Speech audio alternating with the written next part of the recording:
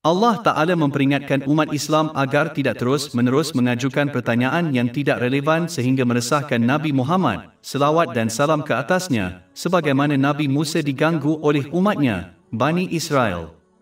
Surah 2 Al-Baqarah, ayat 67-71.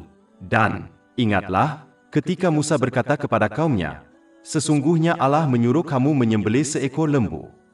Mereka berkata, adakah kamu menjadikan kami olok-olok? Dia berkata, aku berlindung kepada Allah daripada menjadi orang-orang yang jahil. Mereka berkata, berdoalah kepada Tuhanmu untuk menerangkan kepada kami apa itu. Musa berkata, Allah berfirman, ia adalah seekor lembu yang tidak tua dan tidak pula darah. Tetapi pertengahan antara itu, maka kerjakanlah apa yang diperintahkan kepadamu. Mereka berkata, berdoalah kepada Tuhanmu untuk memperlihatkan kepada kami apa warnanya. Dia berkata, ia adalah seekor lembu yang kuning, lagi cerah warnanya, menarik hati orang yang melihatnya. Mereka berkata, berdoalah kepada Tuhanmu supaya Dia menerangkan kepada kami apakah itu. Sesungguhnya semua lembu itu serupa kepada kami, dan sesungguhnya kami, jika Allah menghendaki, kami akan mendapat petunjuk. Dia berkata, ia adalah seekor lembu yang tidak terlatih untuk membajak tanah atau menyiram ladang, seekor yang bebas dari kesalahan dan tidak ada noda padanya. Mereka berkata, sekarang kamu telah datang dengan kebenaran. Maka mereka menyembelihnya, tetapi mereka tidak dapat melakukannya.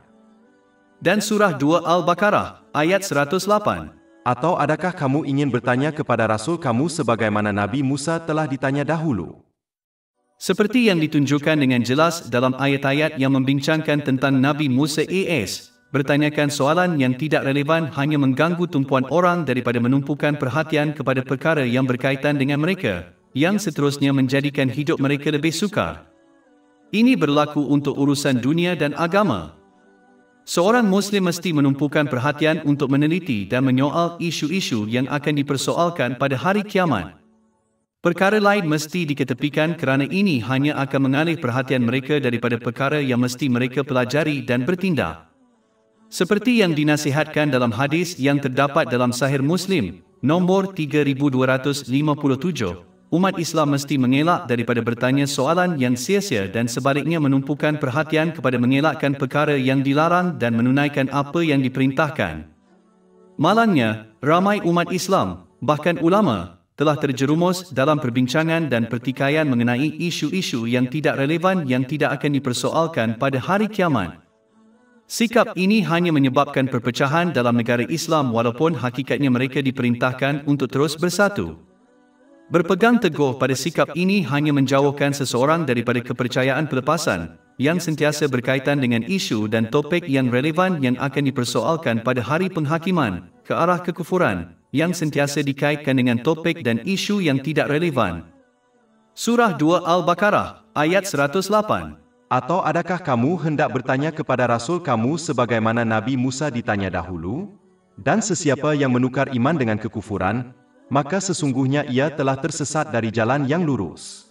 Dan barang siapa menukar iman dengan kekafiran, maka sesungguhnya ia telah tersesat dari jalan yang lurus. Ayat ini juga boleh memberi amaran kepada ahli kitab dan orang bukan Islam Mekah daripada bertanya soalan yang sia-sia untuk menyusahkan Nabi Muhammad, selawat dan salam ke atasnya, dan untuk menghalang orang lain daripada menerima Islam. Ahli kitab sepatutnya belajar daripada nenek moyang mereka, Bani Israel, pentingnya mengelak daripada bertanya soalan yang tidak relevan. Oleh kerana ulama mereka memiliki kitab suci yang membincangkan Al-Quran dan tradisi Nabi Muhammad, selawat dan salam ke atasnya, mereka tidak perlu untuk mereka berkelakuan seperti ini kerana kebenaran Islam sangat jelas kepada mereka. Bab 6 Al-An'am, ayat 20. Orang-orang yang telah kami berikan Alkitab kepadanya, mengetahuinya Al-Quran. Sebagaimana mereka mengenali anak-anak sendiri mereka.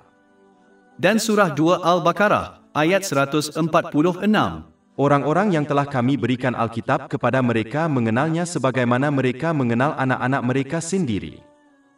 Dan orang-orang non-Muslim di Mekah tinggal bersama Nabi Muhammad, selawat dan salam ke atasnya, 40 tahun sebelum baginda mengumumkan kenabian dan oleh itu mengetahui bahawa baginda bukan pendusta. Bab 10 Yunus, ayat 16. Kerana aku telah tinggal di antara kamu seumur hidup sebelum itu. Kemudian adakah anda tidak akan membuat alasan?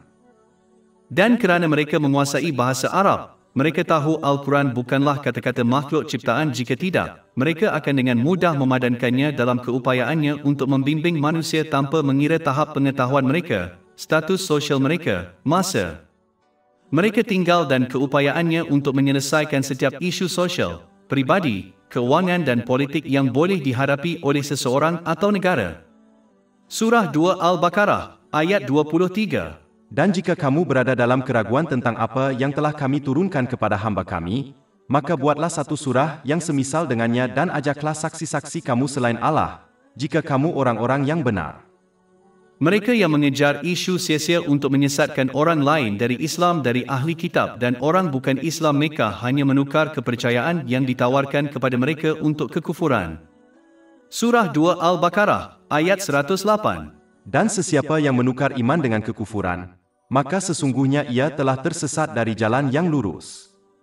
Orang yang tersasar dari jalan yang benar tidak akan menghadapi apa-apa kecuali kesulitan di dunia ini dan jalan mereka tidak akan berakhir di syurga di akhirat kerana mereka telah melupakan ketaatan yang ikhlas kepada Allah Ta'ala yang melibatkan penggunaan nikmat yang telah diberikan oleh seseorang. Dianugerahkan dengan cara yang diredainya, seperti yang digariskan dalam Al-Quran dan tradisi Nabi Muhammad, selawat dan salam ke atasnya. Bab 20 Taha, ayat 124-126. Dan barang siapa yang berpaling dari peringatanku, maka sesungguhnya baginya penghidupan yang sempit, dan kami akan mengumpulkannya pada hari kiamat dalam keadaan buta. Dia akan berkata, "Ya Tuhanku, mengapa engkau menghimpunkan aku dalam keadaan buta, padahal aku dahulunya adalah seorang yang melihat?" Allah berfirman, "Demikianlah telah datang kepadamu ayat-ayat kami, maka kamu melupakannya, dan demikian pula kamu pada hari ini dilupakan." Lebih 500 e-buku, buku audio, maklumat grafik, podcast dan blog percuma tersedia di tapak web kami, www.shekpot.com.